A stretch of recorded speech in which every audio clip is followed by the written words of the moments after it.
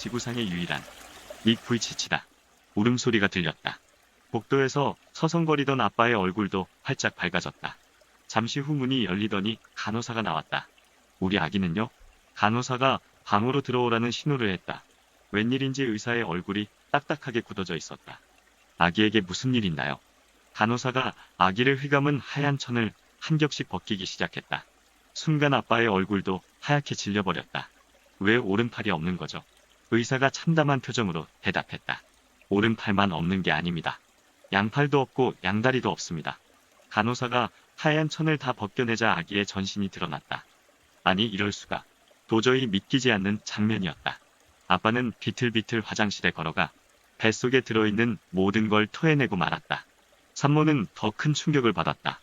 아기를 처음 보는 순간 악소리를 내며 정신을 잃었다. 잠시 후 산모는 간신히 깨어나 모기만한 소리로 첫마디를 뱉어냈다.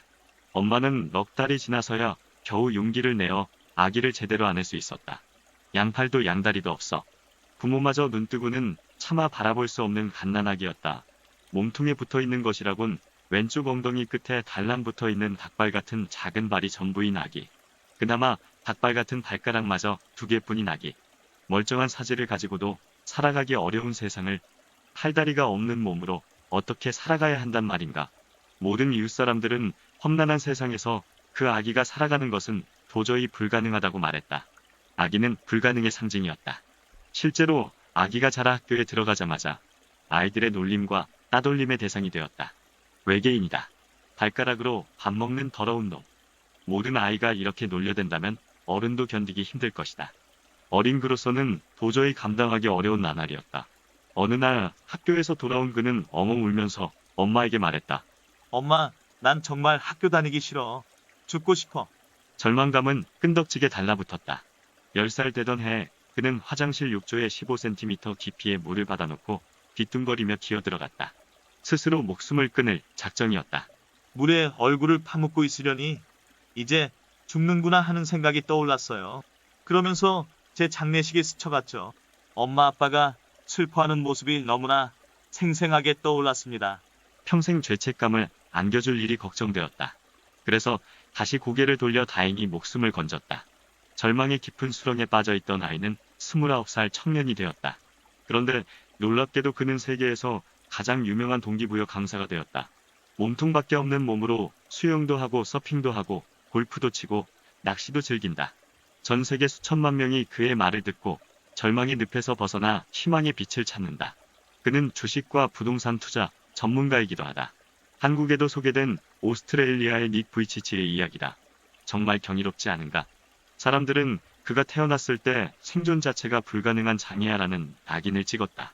정상적인 인생을 살리라곤 상상조차 못했다. 잘해야 많은 사람의 도움으로 겨우 목숨이나 부지할 거라고 예측했다.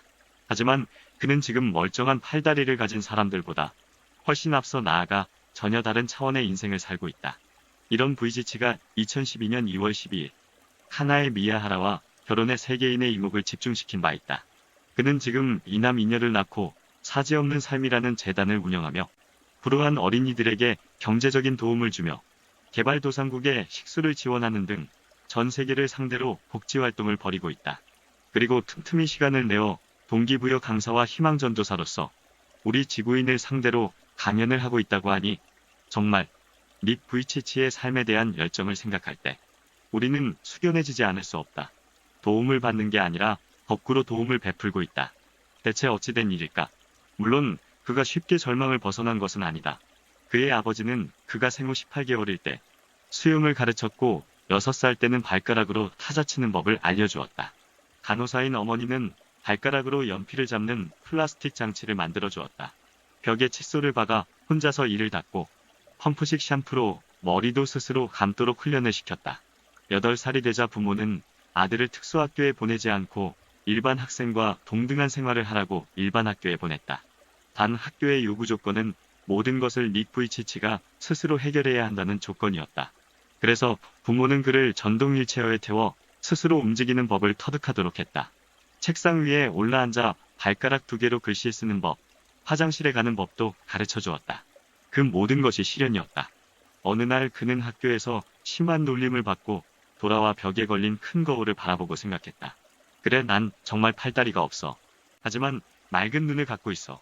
그러고 보니 그동안 자신이 못 가진 것만 바라보고 살아왔다는 생각이 들었다. 가진 것만 바라보니 기분이 좋아졌다. 그때부터 그는 오로지 자신이 가진 것만 바라보며 살기로 했다. 그리고 할 수 없는 것 대신 할 수 있는 것만 바라보기로 했다.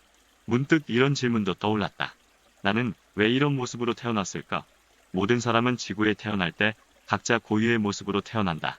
정말 내가 팔다리가 없는 이런 모습으로 태어난 이유는 무엇일까? 상식적으로 보면 그가 팔다리 없는 몸으로 태어나야 할 이유는 하나도 없었다. 정상적인 그의 부모는 이런 장애아가 태어날 줄은 꿈에도 몰랐다. 양가 어느 쪽에도 그런 장애인이 없었기 때문이다. 더구나 엄마는 간호사였다. 임신 기간에도 혹시나 하며 출산에 온 힘을 쏟았다. 의사들도 장애를 의심할 만한 아무런 의학적 이유가 없었다고 했다. 그는 자신이 그런 모습으로 태어난 데는 분명 특별한 목적이 있을 거라는 생각이 들었다. 가만히 생각해보니 자신은 불가능의 상징이었다. 어떻게 먹죠? 이는 어떻게 닦아요? 넘어지면 혼자서 일어날 수 있나요? 사람들이 그를 볼 때마다 묻는 말들이었다. 답은 바로 그것이었다. 그가 그런 몸으로 태어난 것은 사람들에게 희망과 용기를 주라는 신의 선물이었다. 그는 강연할 때마다 이렇게 말한다.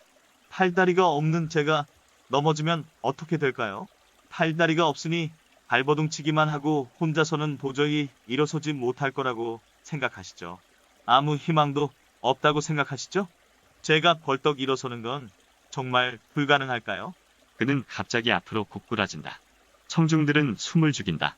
그는 이마를 바닥에 대고 목과 허리의 반동을 이용해 일어서려고 한다. 하지만 실패다. 다시 시도하지만 역시 실패다. 허우적거리기만 하고 도저히 일어서지 못할 것 같다.